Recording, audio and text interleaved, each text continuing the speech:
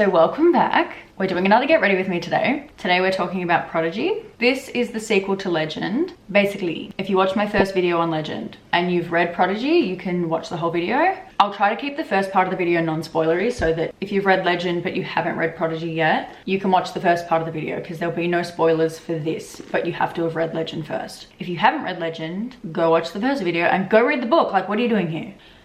What are you even doing here? Go read it and then come back, okay? Then we can chat. So yes, let's discuss. So I'm gonna try again to match my look to the cover just a tiny bit. Nothing crazy. The blue is probably gonna fuck us, but all right, let's go. Prodigy. First of all, my opinions. I'm gonna skip this today.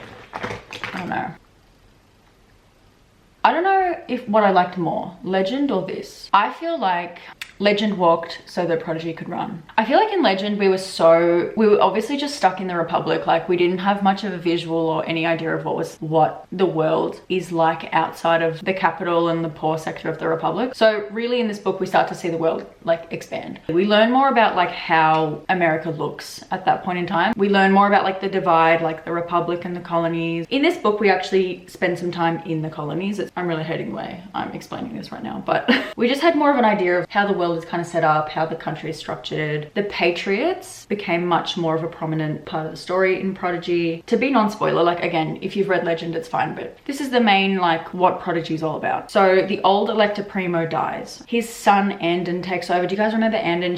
Remember when June went to that ball? She went to some gala or some ball or something. She met the Elector's son. Apparently he was like really charming and really hot. His son basically steps up to power because in this government the old elector decides who the new elector is going to be to take him over, and then he's the elector up until he dies. You don't get to elect the new elector, which is really funny that it's called the elector because like he's not elected at all. Anyway, so Andon's the new elector. We're kind of at a point in the Republic, everyone's kind of like, oh, is this new kid, what's he gonna be like? Is he like his dad? We don't know. That's what everyone's waiting to see. The main premise of this book is like there's a new elector in town. There's kind of like a disconnect between Day and June. I think June sees one side of the new elector and Day sees another, and they can't really communicate with each other. And it's basically like, can we trust him? Can we not? Is he actually a good guy? Is he a bad guy? So basically the conflict of this book really does focus around the new elector. Like that's kind of like what the story gets into in Prodigy. So it's kind of like everyone's against the Republic, and it's like, oh, how do you win back the trust of a nation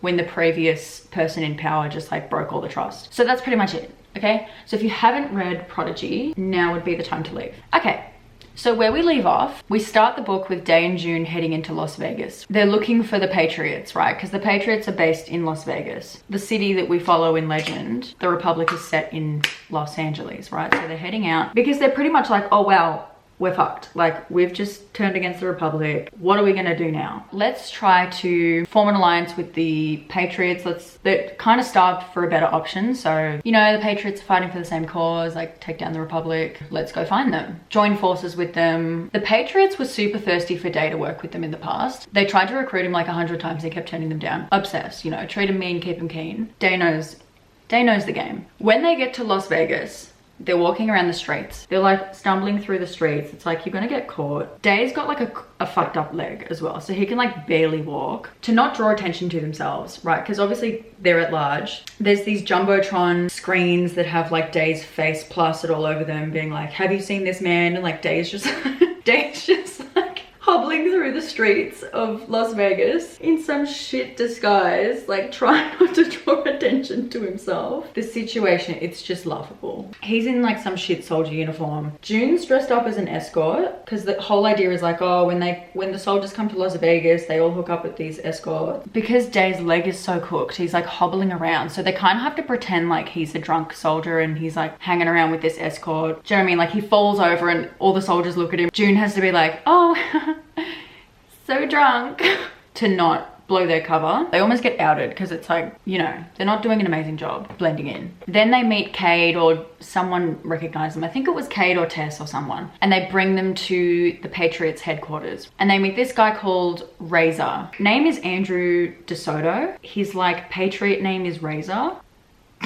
Like the scooter. Cover your shins, everyone. So anyway, so they go up into the headquarters, and like the headquarters look really, really nice. The Patriots have a lot of money. It's like to the point where it's like, how the fuck do the Patriots have this much cash? How is their headquarters this souped up? Like, they're supposed to be some little guerrilla organization, or at least that's what they were, and now they're all like high flying, a whole thing. Their base looks insane. That's sus right off the bat, because it's like, where are you getting the cash for all this? Then there's like obviously the revelation that they're getting all the money for this because Razor is actually, he's a Republic commander, like he's high up in the Republic's government, but he's also secretly affiliated with the Patriots. He's like the leader of the Patriots. So he's using money from the Republic and funneling that into the Patriots organization. So that's how they're getting the funding for everything. Imagine how sick you would be as the Republic's leader to find out that like one of your high-ranking commanders is funneling your money into an organization that's directly against you. Oh my god. Absolutely fucking diabolical behavior, but very much obsessed with it though. And it's so funny. So basically, June and Day's whole plan is like they're gonna show up and be like, Day's planning to go in and be like, it's me, Day. Like, you wanted this? You wanted this in the past? You wanted this? Well, here it is. It can be all yours. And it's so funny because it's like, when they show up, it's honestly hilarious because the Patriots are kind of like, now that they have all this money and now that they have all this power and influence by themselves, they don't really need Day as much as they did in the beginning. They're like, yeah, look, in the beginning, when our movement was just kind of taking off, you know, it would have been great to have you on our side because you're obviously like a symbol to the people. They trust Day. Like, having him working for them would have been really key back then. But now they're like, we have enough runners, we have hackers, we have medics. Like, we have that already. Like, do you know what I mean? It's like, we have Day at home.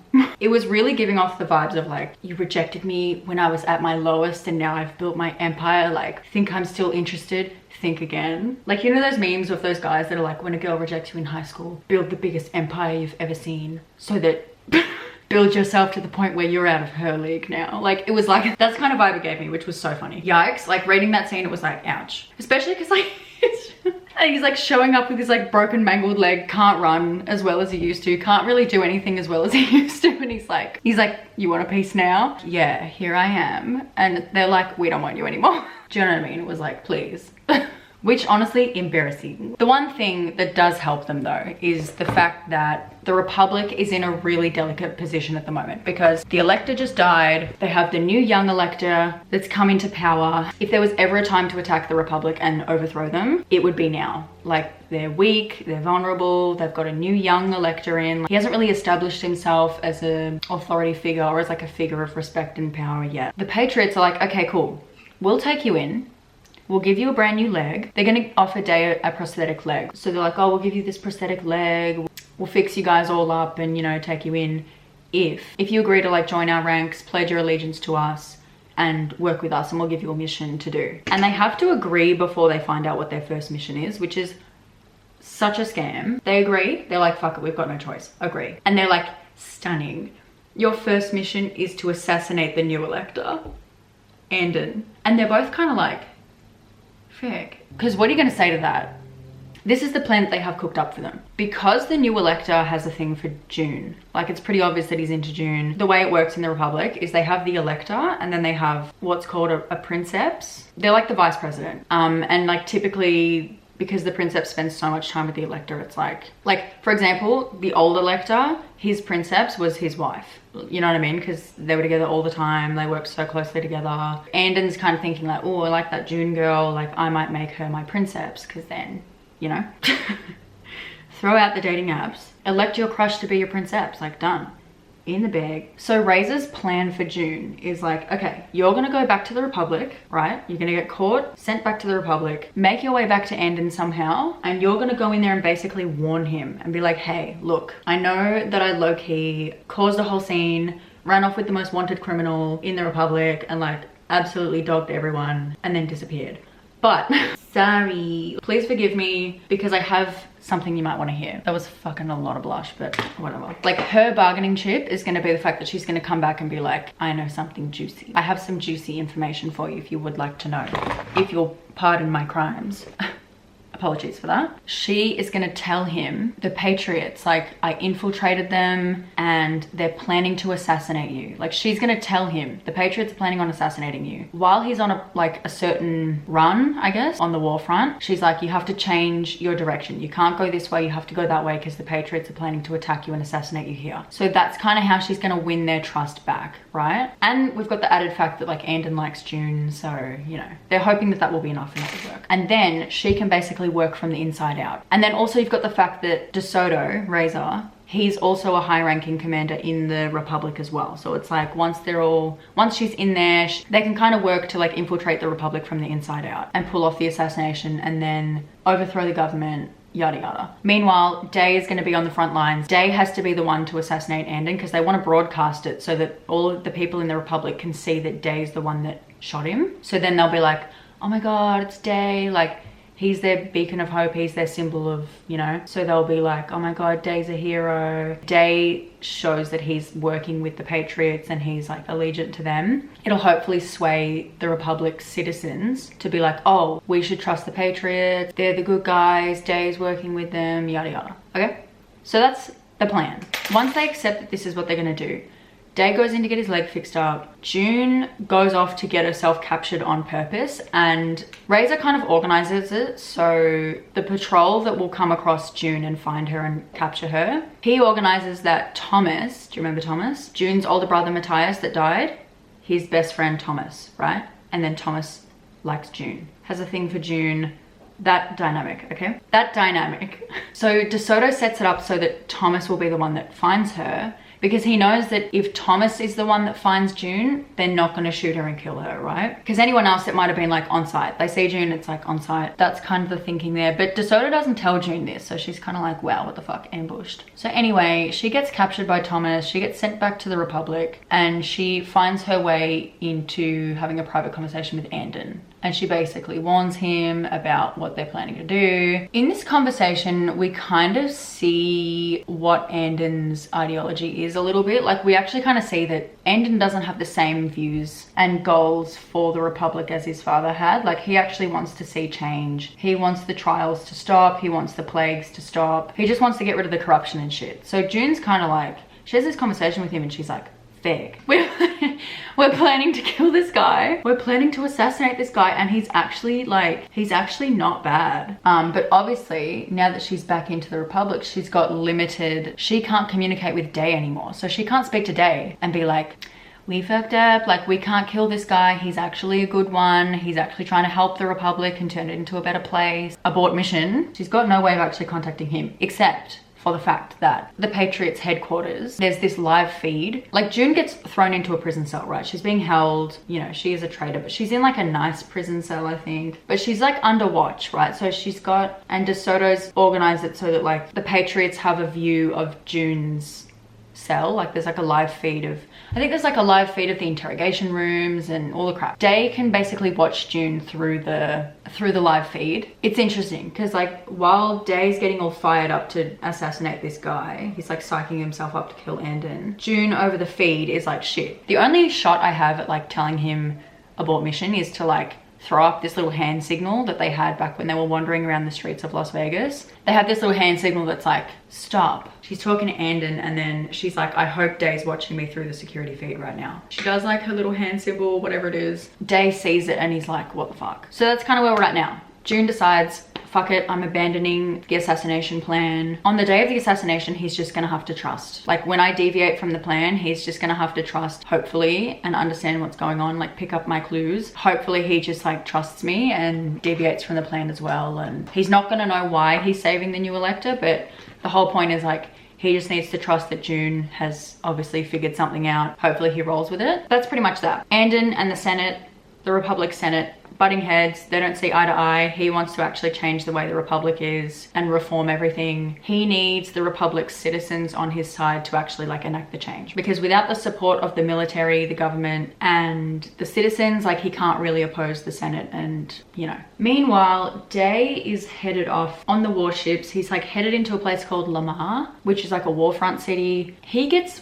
radicalized even more against the Republic, because as he's interacting more with the outside cities, kind of sees the Republic for what they are. They're actually not this powerhouse. They're actually like an outcasted city. Everyone's against the Republic. Everyone's against the Republic. So he's like, oh wow, like I really am fighting for the right cause here. So it just kind of fuels his fire to assassinate Andon even more. June sees one side of Andon. Day is disconnected from that, and he doesn't really understand why June did the signal. He's obviously very confused. There's also this weird love triangle that comes into play in this book where like, which honestly, please, like, pack it the fuck up. Like, I actually am so over the whole love triangle thing. It's my least favorite trope. Because, like, really, bitch, like, really with the love triangle. I do understand that this is a series from, like, 10 years ago, though. So I can't really be a huge hater on it. Because, like, love triangle was the thing back then. So Tess has, like, grown up a little bit. Not this little kid tagging along with Day anymore. Tess's character is kind of shifted and viewed in a new light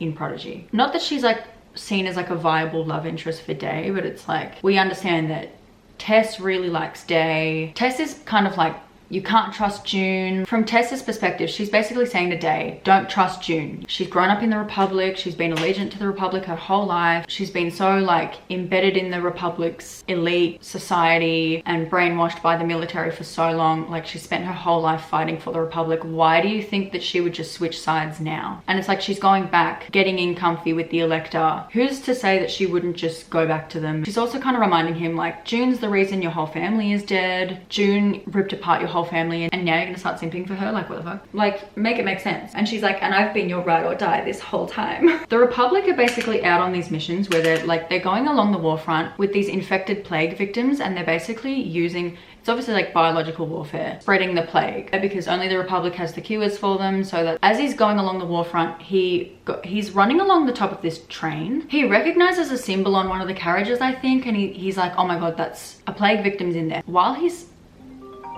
shut up. Day is also kind of trying to find his brother because he knows that his brother is being used as a weapon. Fuck.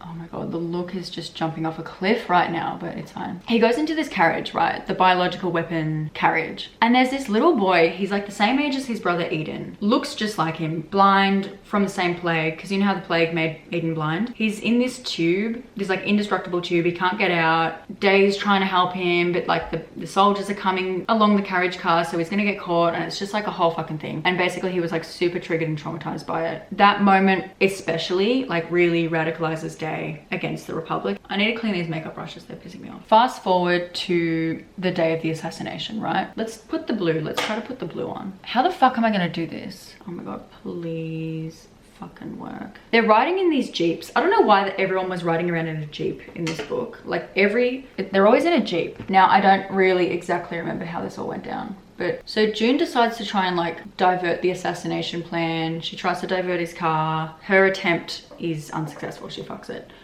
Which, bitch, one job. One job. That's her one attempt at getting Day's attention. He's just gonna have to trust that June knows what she's doing. She obviously ruined the assassination attempt on purpose for a reason. Day is kind of like, all right, I don't know why she's doing this, but she must have a reason. Time to jump ship. Takes the leap of faith. He goes rogue. It's like a whole thing of like, oh my god, June passed out or something. Like something happened, I can't remember. Can't remember what happened. It was like a real juicy plot twist, and I'm fully ruining it by not remembering.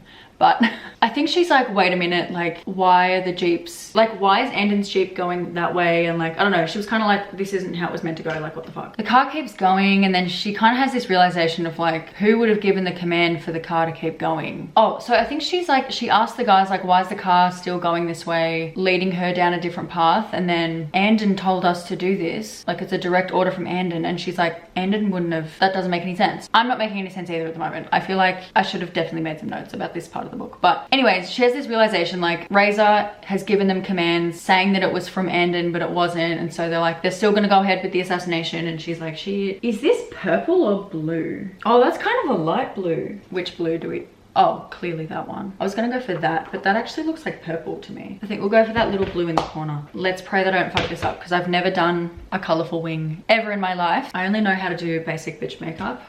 I mean, look at me. He comes down and basically like, while they're all shooting the car, I think there's like bombs going off, it's just like chaos. Day goes in, pulls Andon out of the car and basically like helps him escape. Then June and Day escape down into a sewer. And then everyone gets away, the assassination attempt is foiled. Day and June are in the sewer system, basically just trying to keep running. Got people behind them. They're like running through the city underground. Day is like, all right, so why the fuck did I do that? You obviously know something I don't know. Like, I've decided to trust you blindly. Like, let me know what's going on, what's happening. And June is like, Andon is actually a good guy. He doesn't agree with what they're doing. He's gonna try to make a change in the country. He also knows where Eden is and he's gonna release Eden. Day is kind of like, are you fucking serious? You have a feeling that he's a good guy? Like, do you know what I mean? He's kind of like, bitch. We just did all that because you've got a hunch or a feeling that like Andon's a good guy. So he's kind of like, motherfucker, like he hasn't promised anything. He gets really angry at her. He's, oh, I'm doing the tiniest little bitch ass wing, but whatever. This is not looking like the wing from that picture. You can't even fucking see the wing. I'm too scared to do a ginormous wing though, because I just feel like it's gonna look shit. Anyways, they're like fighting. First fight. Oh my god, cute. Milestone. So they're in the sewer system. They're like, right, well, we just have to keep going until we pop out the other side in the colonies. While they're in the tunnels, June gets really sick. Like, she's obviously got the plague. At some point, he has to get her on his back, carry her through the tunnels. Like, he's got a bionic leg now, so it's like not hard for him to do, but it's definitely a situation. Man, I'm fucking hating this, but whatever. I don't think I have the right eye shape for this type of look, but we're gonna try nonetheless. So it's completely cooked. So anyway, they're in the tunnel. They have this kind of cute moment where June is teaching him how to do like self-defense. She's teaching him how to fight because June's obviously a trained fighter and Day is more of, he's what's called a runner. Like, he's more of a little ninja, like ninjaing around. He's not amazing at fighting. June's trying to teach him some fighting, I guess, as like a way to make up to him instead of saying sorry, because she's like, one thing about me is I will never eat my words. Which, same bitch. No, I'm just kidding, but like, we love a toxic June. Anyways, they pop out the other side finally. They end up in the colonies. This is where we get our first look at what the colonies are like. The colonies are honestly like a dystopian society on their own. Oh my god. How do people do fun makeup all the time? Because this is seriously stressing me the fuck out. Like a little bit of blue eyeliner, god damn, and I'm like rattled to the core.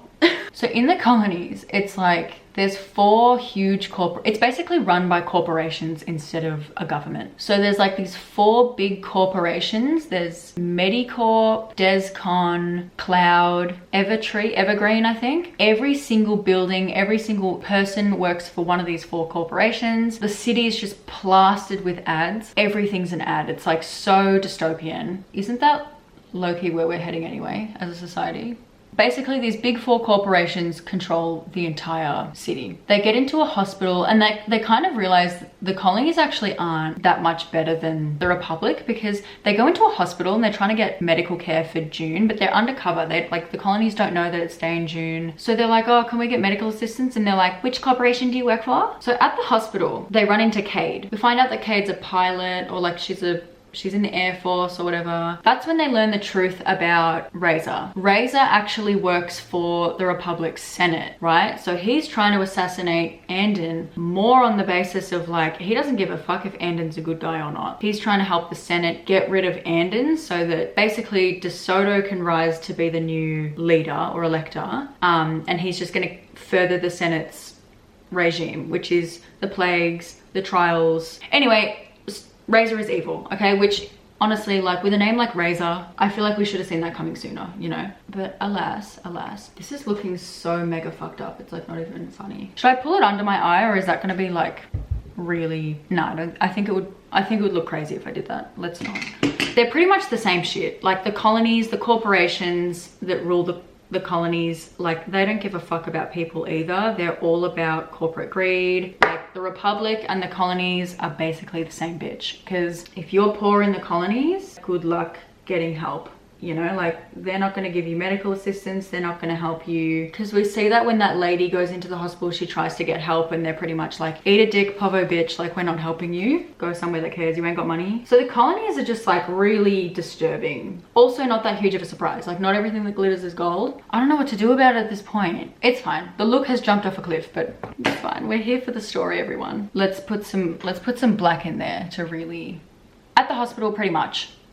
They do fix up June. They inject her with something to help her heal from the plague. And I can't remember if the colony soldiers are against the Republic or if they're against the Patriots. I think they're against the Patriots. The colony soldiers crack onto them. They start pursuing Day, June, and Cade. Cade's a fighter jet flyer or something. I don't know. She's a pilot. She's a fighter jet. She's really, really good at flying planes. Okay. She knows her way around a jet. And they basically are like, we need to fly back to the Republic because we need to meet with Andon. We need to let him know that De Soto is evil and he's infiltrated them, and there's like a whole bunch of people within the Republic's government that are actually trying to oppose Andon, and Day needs to publicly announce his support for Andon. If Day announces to the Republic's citizens that like, I'm Day, hi everyone, I'm Day, and I side with the new elector because he's actually a good guy, right? That's the key. So Cade's like flying them back to the Republic. They're getting chased by these colony soldiers, and it's just like a whole shit show. And pretty much like they crash land.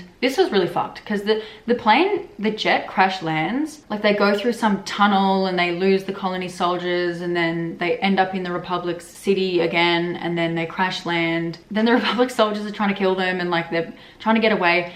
Cade dies in the crash. Cade's just there dead at the controls. It's like, it was really traumatizing actually, because like, do you know what I mean? Anyways, they have to keep going. They have to keep running. We can't stop for Cade. Like she won't be going anywhere. Sorry, that was really morbid, but she won't be. You know, time to get crack-a-lackin'. So Andon's giving a speech, Day, like from a rooftop, classic. And Day basically runs to the rooftop as well. And he like appears, and it's so dramatic. Like he appears and he's like, I'm Day.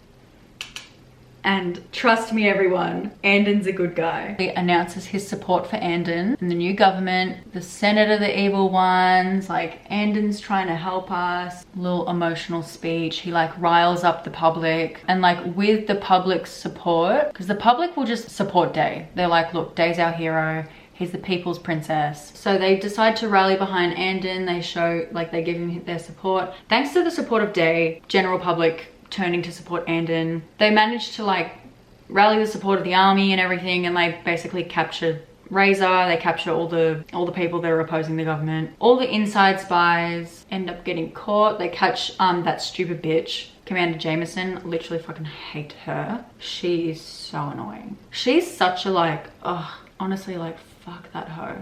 They capture Thomas. And they just capture all the rebels within the government. Okay, let's bring this black underneath. It's not giving emo enough. Like I really want to match this. Oh my god. Guys, I'm hating the look. Commit.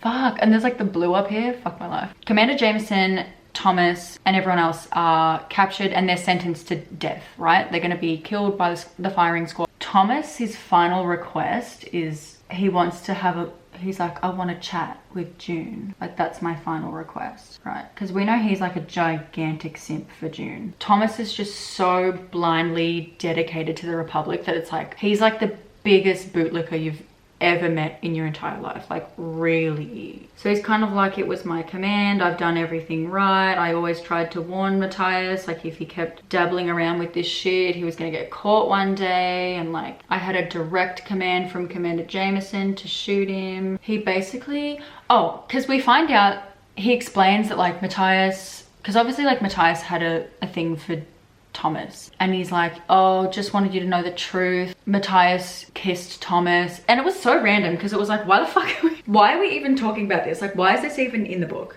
Honestly, like I love the fact that it was like, oh, you know, one of the soldiers was gay, like, you know, great. But like, so random. Like, why are we throwing that in there? I don't know about that. Anyways, it was just kind of like, it was so out of left field. I think it was to kind of prove like, oh, Thomas loved him as a friend and, you know, bloody blah. But especially because it was like, well, you still killed him. So you still stabbed him, your friend. Like, what difference does it make, you know? Like, all right, Thomas, back to the plot. Eden and Day get reunited. You know, it's real cute. Eden's blind as fuck. Day, like they're both like crippled by the end of it. Basically, ready for this? They get reunited. Eden's blind, but at least he doesn't have the plague anymore. Day starts getting these crazy headaches. So it's kind of like, oh, something's going on with Day. Diagnosed with a terminal illness. You're gonna die. You've probably got like 6 months to live. It's like a roll-on effect from all the experimentation that was done on him as a kid. So anyway, we find out that Day's dying.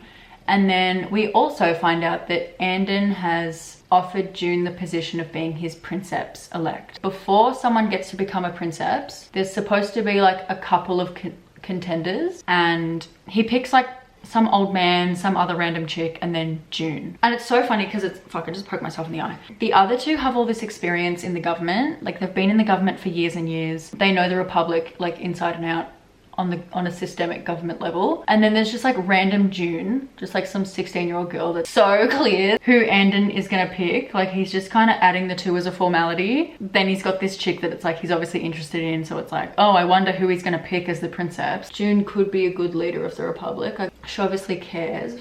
Fuck me, that was so, you know what, I was never a goth in high school, but shout out to the goths, because doing this like tight lining, this is so difficult. Day gets released from the hospital. He decides to keep his terminal illness to himself. Like, oh, that's, oh my god, I can't tight line. It's beyond my skills. Day and June meet up. He finds out that she has been chosen as a princeps elect, and she's like, what do I do? What do I do? Obviously there's a thing between Day and June, but she's like, oh, if I pick this princeps elect position, I'm gonna be spending so much time away from you. I'm gonna be spending all this time with Andon. You know, like, what do I do? And Day is pretty much like, I can't tell her that I'm dying, because then she might not do it. And so he like decides to keep it a secret from her. He wants her to not miss out on the opportunity. The Republic give Day and Eden like this flash new apartment in one of the gem sectors. The rich sectors are called the gem sectors because there's like the ruby sector, the emerald sector, the fucking diamond sector, whatever. So he gets like this nice apartment. He lives with Eden and a nanny for Eden, and he's gonna undergo his medical stuff. Anyways, it's like so heartbreaking because he's like, for the future of the Republic, June, you need to go off and do this. Gives her a final kiss, and like he doesn't tell her about his brain thing. It's just so like sad. Like, not really, I wasn't like that emotionally invested in it. Like, it's not like I was like, oh my god, crying, spewing, freaking the fuck out, like convulsing on the floor about it. But like, it was sad. Anyways, and that's pretty much where the story ends. Okay, let's just do a nude lip, I reckon. Now it's kind of weird because it's like, I don't know if I liked this more than Legend. I feel like I did, because even though Legend kind of set everything up for us, Prodigy just expanded the world so much. Like, we learned so much more about the power systems. I just feel like we got a more interesting story in Prodigy. I just feel like there was so many more layers to it. But it's crazy because I feel like at the end of Legend, there was clearly something to look forward to for the next book. But I feel like for Champion, now here's the thing, I've almost finished with Champion, so I can actually tell you for a fact, Champion is probably going to be my favorite out of the whole series. It's just so much better. It's just top tier. But by the end of Prodigy, like, we're not really left wanting much more. I feel like it's like, all right, obviously there's the cliffhanger that Day's dying. Like, it just seems kind of like, whoa, you know, the evil government's been overthrown. We've got a new person in power that's a good guy. June's going to go help him. The only real cliffhanger there is Day's illness. Do the people care, you know, for the sequel, for the final installment of the trilogy? If you haven't read Champion and you've read Legend, if you've read Prodigy and you haven't read Champion yet, read Champion, okay? Or just watch my next video, I don't know. Yeah, not much left to say. Anyways, that's that.